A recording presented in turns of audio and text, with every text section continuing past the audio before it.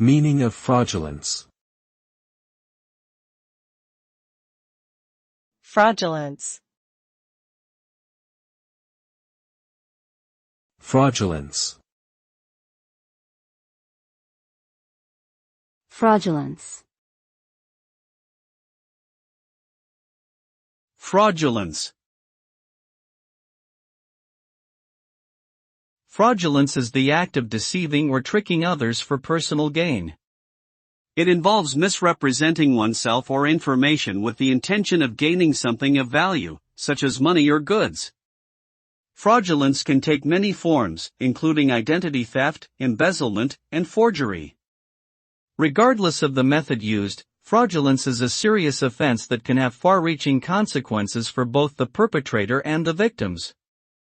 Those who engage in acts of fraudulence risk facing legal penalties such as fines, imprisonment, and damage to their reputation and professional standing.